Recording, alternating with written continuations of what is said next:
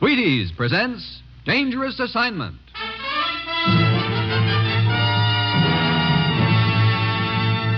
On stage tonight from Hollywood, Dangerous Assignment, another in the Wheaties' big parade of exciting half-hour presentations.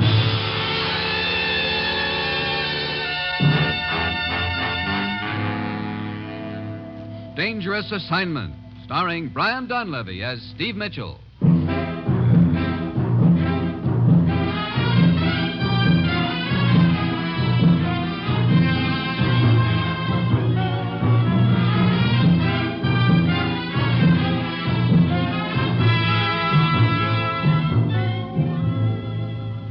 Yeah, danger is my assignment.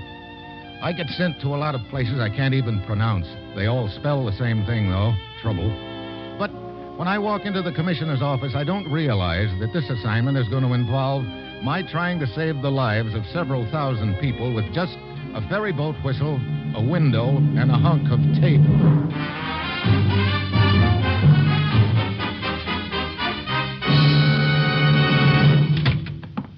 Well, here he is, Commissioner. I found him slaving over a hot swimming pool.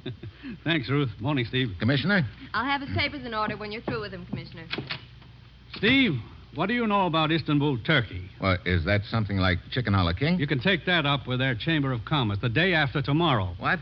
I'm flying to Turkey? You're practically airborne right now. What's the deal? Steve, with the Korean situation, what it is, we're up against a giant conspiracy to discredit us in all parts of the world. And we've got to be on the alert against it, no matter how fantastic these attempts are. Last week, for example, we were accused of dropping potato bugs in eastern Germany to ruin the crops. Yeah, I guess you can call that fantastic, all right. Sure it is. But don't forget that a lot of people in this world have been brought up to believe what they're told. Yeah, but look, how does all this tie in with my flying to Istanbul? There's a radio commentator named George Champlin who's been touring the Near East. This morning, he called his headquarters here in the States to tell him he'd recorded something pretty hot on his tape recorder. Well, what was it? We don't know. He said over the phone that it affects our government directly and that whatever it was going to happen Thursday. Then the connection was broken off and Champlin hasn't been heard from since. He said it was going to happen Thursday. Well, look, it's Tuesday now. I won't even get to Istanbul until Thursday. I know. It's cutting it awful close, but we can't help it. Now, Steve, this could be another of those attempts to discredit us. We've got to find out. Lieutenant Deverick of the Istanbul police is in charge on their end. Get over there. Work with him and find Champlin and his roll of tape. Well, I said, you've got your assignment. Good luck.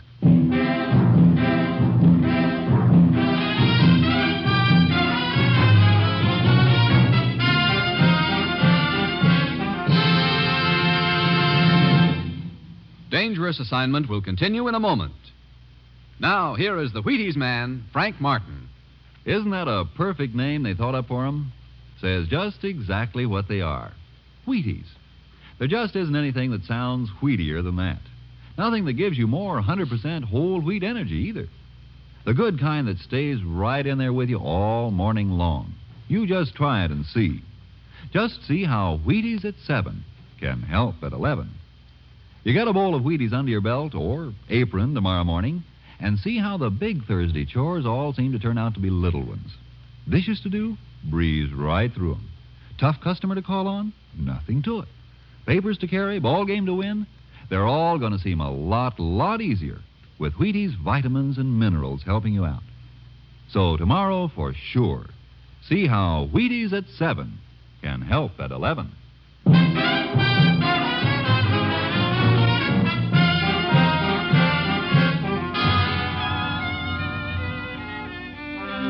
That's the swell thing about my job. I'm always fighting the hour hand. All I have to do is fly 5,000 or 6,000 miles to Turkey and find a guy named George Champlin and his tape recording the day I get there. Well, my plane lands at Istanbul, and I head for the police station. Lieutenant Deverick is roosting behind his desk, staring glumly at two natives who are squirming uneasily in their chairs across from him. I am afraid you are too late, Mitchell. What do you mean, Lieutenant? You are looking for this man, George Champlin. That's right. His body has just been taken to our morgue downstairs. What? Yes. You, what is your name again? I am Kozan, honored lieutenant. Yes. Tell Mr. Mitchell what you have just told me, Kozan. Yes.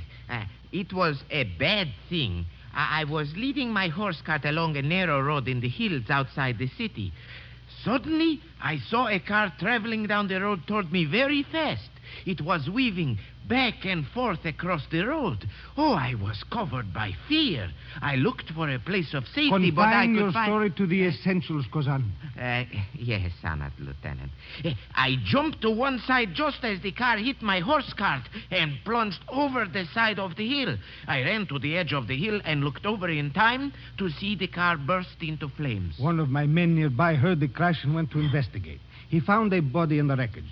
We have identified that body as that of the American George Champlin. I see. Kozan, you said the car was weaving back and forth across the road as it approached? Yes, it was so. At first, I thought the driver was drunk. But then, as the car drew near, it looked as though he was struggling with someone who was in the back seat. Did you get a close look at this other person? No. Could this other person have jumped to safety as the car went over the hill? That is a perhaps. The car hesitated on the side of the hill for an instant, then plunged to the bottom. Where does this other fellow fit into the deal, Lieutenant? Permit me. I am Abdul. What this man Kozan says is true. I was walking along the road when this car sped by me and hit his horse cart. Did you get a look at the person in the back seat, Abdul? Only for a moment. It seemed to me it was a woman. A woman? But I could not be certain. Very well, very well. The two of you may go now. Thank you, Honored Lieutenant. Thank you. But leave your names and addresses with the sergeant outside this office. It will be done. One question, if you will permit. What is it? Who is to pay for my horse and cart? You will be notified as to the insurance company involved. The matter rests between you and them. Thank you, Honored Lieutenant. A most regrettable development in the case, Mitchell. Yeah. I suppose you know I'm also looking for some tape on which Champlin supposedly recorded something pretty hot. Yes, according to our understand, it was something vital to our government. We did find a tape recorder and some spools of tape in the back of Champlin's car. What? But they were almost completely destroyed by fire. You say Champlin's body is in the morgue now? Yes, downstairs. Come on, let's take a look.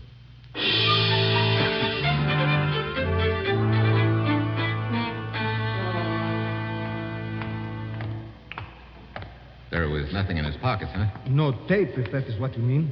Well, I guess we can't find out anything more here. Brother, his clothes sure look like they took a beating. Yes, they are quite scorched. Yeah. You see how the sleeve pulls away in your hand? Debrick, What is it? look, wrapped around his arm under the sleeve. Ah, a fragment of tape. Yeah, just a fragment, but maybe it's what we're looking for. Come on, let's get a recorder and play it.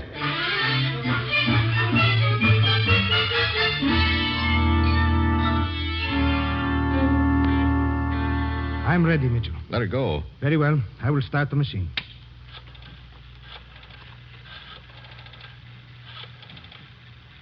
Nasif, you know who this is? Good. Now listen carefully. The meeting will be here on Thursday night at midnight. Just a minute. There is too much noise.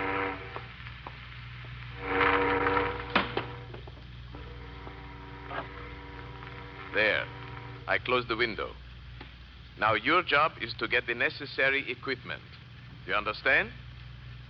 Do not tell me you are getting faint-hearted, Nasif. Of course, many will die. That is the plan. The Americans will be blamed for it. And do not let me hear any more of your stupid fears. One more thing. Contact the other party involved and have him telephone me for his instructions within 30 minutes. I will wait here until 10:30. That's all there is of the tape? Yes, the rest was burned beyond use. Oh, great. We've sure got a lot to go on. So there's going to be a meeting somewhere in Istanbul tonight. It has a lot to do with a plot to kill a lot of people. Look, I still don't see how my government can be blamed. It is very mystifying, Mitchell. We have only a recorded fragment of a telephone conversation to go on. But one thing is certain. We must find the location of that meeting place before midnight tonight. Yeah, but how? That guy on the phone wasn't kind enough to furnish us with his address. Hey, wait. What is it? Rewind that tape and start it over again. Very well. What do you have in mind, Mitchell? There's a sound in there I want to hear again, up near the front. Yes. Yes, I was wondering about that also. There, it is rewound. Now, here it is again.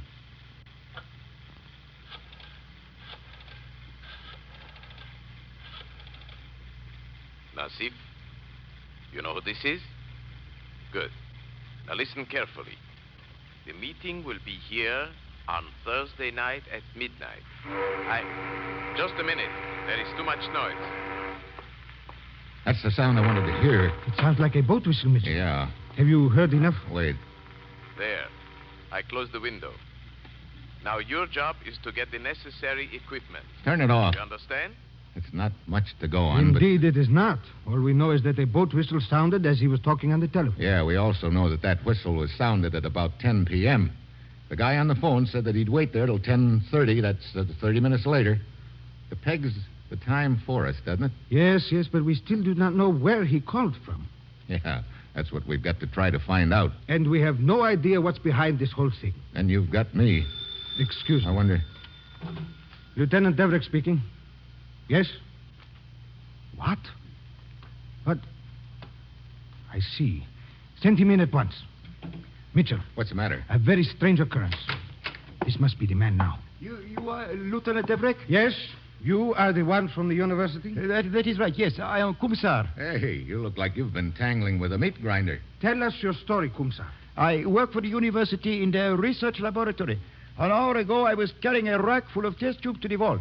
I was attacked and knocked unconscious. When I recovered, the test tubes were gone. What was in these test tubes? Cultures of many rare bacilli. I have the list written down, as you can see. Skip the technicalities and give it to us in plain English. Very well. In those test tubes were some of the most deadly bacteria known to man. What?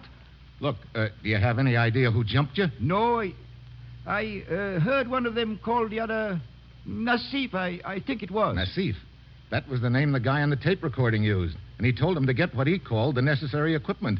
It ties in, Deverick. But that means those test tubes will be at the meeting tonight.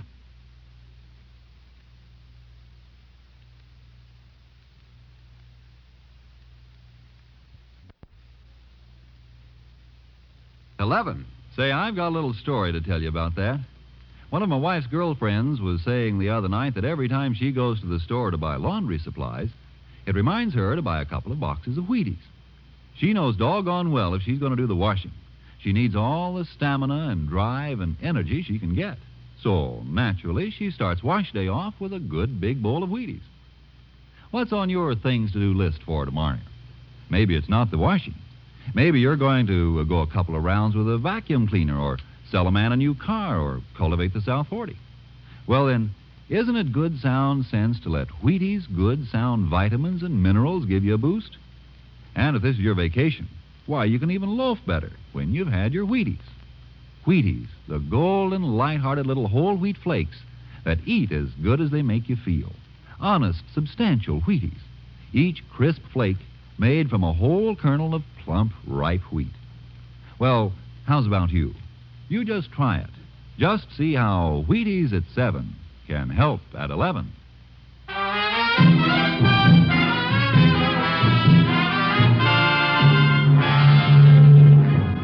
Now, back to Dangerous Assignment and Steve Mitchell.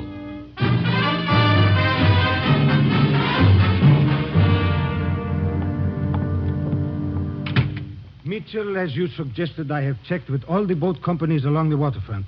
There is a ferry boat which makes a regular trip along the waterfront each night. At 10 o'clock, as it nears its mooring, it sounds the whistle. That could be the boat whistle we heard on the tape recording. But that whistle can be heard over this entire section of the city. That does not help us locate the room from which that man was telephoning. What time is it? 6 o'clock. And we've got to find that meeting place before midnight. That doesn't leave us much time. Have you been able to think of any reason why you Americans would be blamed for anything that might happen with those deadly bacteria? No. I telephoned my boss, the commissioner back in the States. He's checking on it for me. So far, all he knows is that we've sent quite a few engineers and equipment over here. Yes, I am aware of that, but I still don't see the connection. Look, Deverick, suppose you call the ferry boat company and tell them to have their boat stop its engines at 10 tonight and keep sounding its whistle. Then mount all the tape recorders you can get hold of on Jeeps and trucks.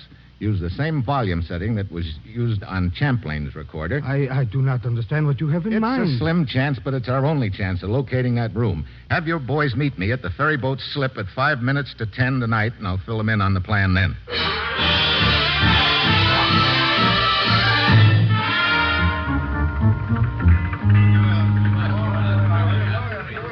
Attention, men. Quiet. This is Steve Mitchell from the United States. You will take your orders from him.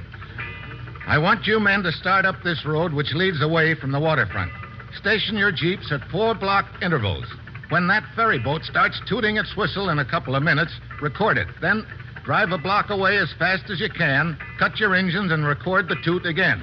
Each of the jeeps will cover 4 blocks. Lieutenant Deverick and I will cover the 4 blocks closest to the waterfront in our jeep. Now, when you've made your recordings, take them to police headquarters as fast as you can. Any questions? Okay, shove off and take your station. I hope this will work, Mitchell. Well, we picked a nice night for the job anyway. Look, the moon's just starting to come up over that building across the street. Yes.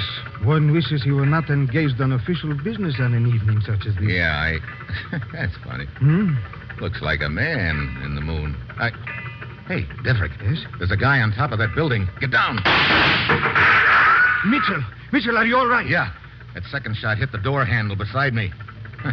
Looks like somebody doesn't like the color of our tape recorder. Come, we may be able to catch him. No, there's not time. It's 10 o'clock right now. There's the boat whistle. Start recording. The recorder's on, Mitchell. Okay, we'll drive to the next block now. Turn the recorder off and label the recording you just got. Yes. We'll take one at each block in our stretch, and then we're going to make a beeline for police headquarters.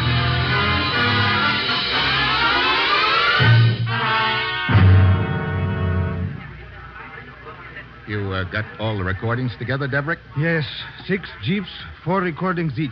24 recordings. 24 hunks of tape. Well, I hope our answer's in there somewhere. What are you going to do with them? I've got 2 recorders here.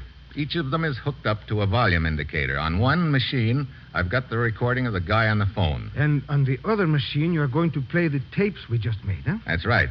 We'll be trying to match the volume of that boat whistle. Now, watch those volume indicators. When the 2 needles hit the same spot on the dial, that's it. I am ready. Okay. I'll start the tape we made.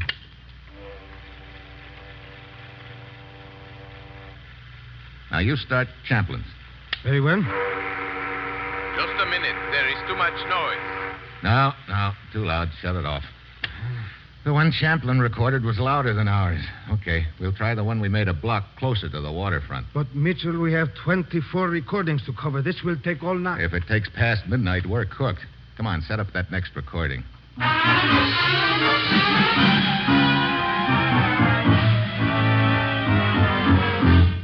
Start ours first and then Champlin's. Very well. Just a minute. There is too much noise. Hey, we're getting closer. What recording was that you just played? Number 8. Okay, try number 9. I'll reset the original. Ready? Yes. Let it go. Just a minute. There is too much noise. Yeah, that's it. Look at the needles on those volume indicators. They're the same level. Okay, turn it off. That was number 9, huh? Yes, it was recorded 9 blocks from the waterfront. Show me on the map of the city here. Very well. Now, let me see. Here, at this spot. Okay. And I've got the ferry boat's location already plotted. Now, I take this compass, I point the point at the ferry boat position, and the pencil on the spot the whistle was recorded from. Then I draw a circle. Yes, I see. The 2 whistles were of the same volume. That means our number 9 recording was made at the same distance from the whistle as the original tape. That's right. About 1,000 yards from the whistle. It also means that the room we're looking for is somewhere on the circumference of that circle I just drew on the map. But half of the circle is out in the water. Yeah, we get a break. We can forget about that part of it.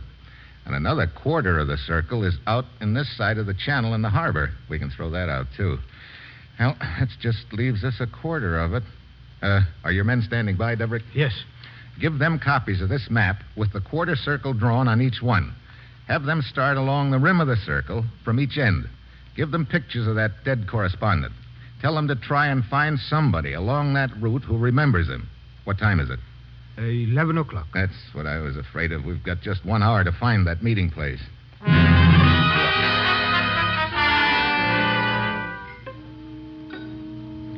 So, we sit and wait and sweat. The minutes tick by. 11:15, 11:30. Then, at 11:40, Deverick's phone jangles. One of his boys has found a small apartment house whose owner remembers the dead radio correspondent, Champlin. Deverick and I beat it out. say you rented an apartment to this man Champlin several days ago? Yes, Lieutenant, but I have not seen him since. Here is the apartment. Unlock the door. Very well. No sign of Champlin having lived here. Mitchell, it is obvious that he rented this apartment for but one purpose. Yeah, to make that tape recording. And that sort of points to the apartment next door. Who lives there? A man called Groven, but I do not see much of him. He comes and goes mostly by night. I think we're getting pretty warm, Deverick. Come on, out in the hall. What are you going to do, Mr. Mitchell? We're going to crash that party next door, if there is one. Oh, please, I do not want any trouble. You got a key? Yes. Lieutenant Deverick, What do you want, Turhan? this cablegram from Mr. Mitchell arrived at police headquarters right after the two of you left. Here you are. Thanks. Huh. From the commissioner back in the States. What does he say? It's a list of the projects here in Istanbul that American engineers are working on. Good. Maybe we can get some idea from studying it as to what is behind all this. Look, this is no time to be reading lists. I still want to find out what's going on in this apartment next to Champlin's here. Give me that key. Here you are. Okay, get ready for anything, Deverick. Yes.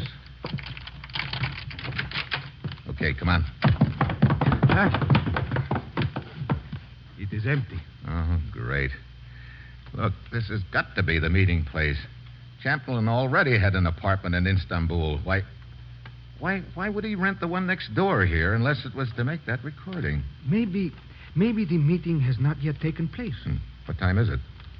1 minute after midnight. Oh, well, I guess the only thing to do is to wait. Hope we're not too late. Yes. Oh, it's stuffy in here. I will open the window. There, that is better. Yeah. Hey, wait a minute. What is the matter? Oh, brother, have I been a chump? What? I was so busily listening to the sound of that ferry boat whistle on the tape recording that I didn't pay any attention to another sound that was just as important. Look, this can't be the room where the meeting's to be held. But why not? You just opened that window. How did you open it? Why, I just pushed it open. Yeah, that's the point. It's a casement window. Now, think back to that recording. How did that guy close the window? Why, let me see. He just... Wait. He pulled the window down. Yeah, that's the point. It was an up and down window. And this one's a casement window. This isn't the room. Yes, you are right, Mitchell. But that means we have lost. Where's that apartment house owner? Dragner? Yes. Look, Dragner, do you have any apartments in this building that have up and down windows? I don't believe so. They all have casement windows, except the little room on the roof. What little room? Oh, just a small place on the roof which is rented to a friend of Groven, the man who has this apartment. Come on, Deverick. You think that is the place, Mitchell? It's got to be the place. I only hope we're not too late. Here. This must be the door that opens out on the roof. Yeah. Mitchell, there is the room over there. Yeah. Sort of a poor man's penthouse. Wait. Someone is coming out. Yeah. One of them's got a little black bag. Abdul, the police, take care of them. I will take the bag. Very well. Stop, or I will shoot. You will not shoot. Out of the way, Buster. Mitchell, the one with the black bag jumped over onto the next roof. You missed. Come on, after him. Careful now. Mitchell, do you realize who those two men are? Sure. Cozen and Abdul, the two innocent peasants who witnessed Champlin's accident. That was quite a little act they put on for us. But now they've changed clothes and voices. Yes. As soon as I heard Kozan's regular voice a second ago, I recognized it as a voice on the tape recording. I gotta hand it to them. That was a pretty neat cover. Hey, look, Cozen went through that door. When we reach the stairway, Cozen is nowhere in sight. We pound down through the building and out on the street just in time to spot a car pulling away fast. It's Cozen heading out of the city. Deverick throws a couple of shots after him, but they don't take effect. We grab the first car we see and start hightailing after him. We are not gaining much on him, Mitchell. I know. Where's he heading anyway? This road leads out to Lake Derkos. But why should he be... Hey, wait a minute. Did you say Lake Derkos? Yes, why? That name rings a bell. I think the commissioner listed it in this cable. Let's see. Yeah, here it is. Hey, that's one of the projects the American engineers are working on. A new water filtration plant. Yes, that is right, Mitchell. And that plant started pumping at midnight. It supplies one entire quarter of the city with drinking water. So that's the plan. Kozan dumps the bacteria in the water, and then half the city drops dead. And Kozan's got a half a mile's head start on us.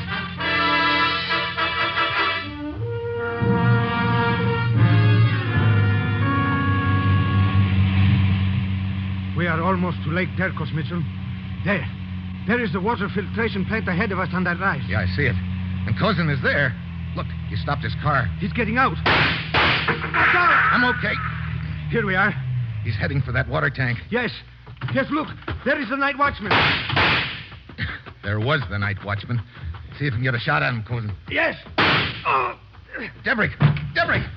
Just a shoulder wound. I am all right. Get him, Mitchell. It is up to you.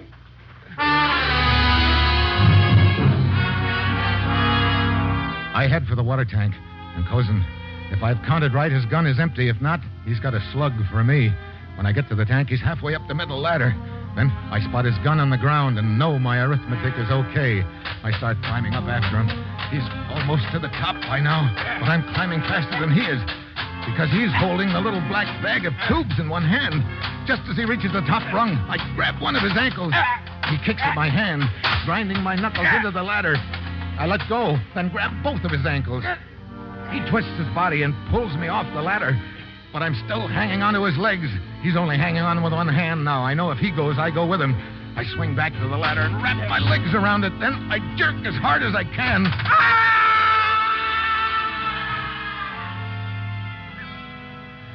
I get back down the ladder, and Lieutenant Deverick is bending over Kozan. He is dead, Mitchell. Yeah? I shouldn't wonder. I almost went with him. 1 second more, and we would have... Yeah, 1 second more, and we'd have been too many. Well, it's pretty fitting, I guess. What do you mean? Kozan was out to kill a lot of people with that little black bag, but that bag is the reason he couldn't hold on to the ladder. Yeah. Those bacteria were deadly, all right, to Kozan.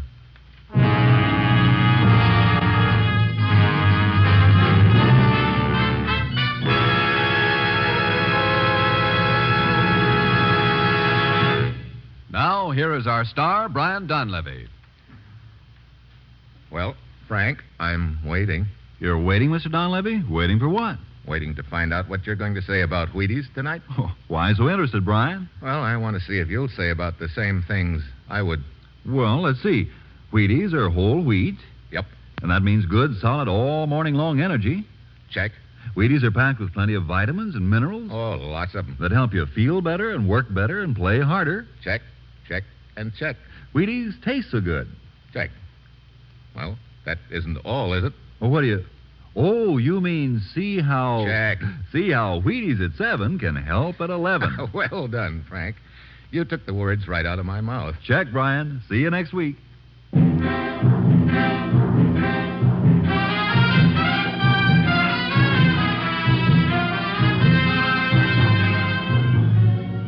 Dangerous Assignment, starring Brian Donlevy as Steve Mitchell, is written by Bob Wright, with music by Basil Adlam, conducted by Ralph Hollenbeck, and is produced and directed by Bill Karn. Join us again next Wednesday when Brian Donlevy as Steve Mitchell embarks on another dangerous assignment. Now, Brian Donlevy, I believe you said you had another word for us. Yes. I want to remind everyone that they can help feed Europe's hungry through CARE. $5.50 to CARE, New York, will send a package of food to a hungry family in Europe. Mail your $5.50 tonight. CARE, New York. Next, The Falcon, one of 3 exciting mysteries, tonight on NBC.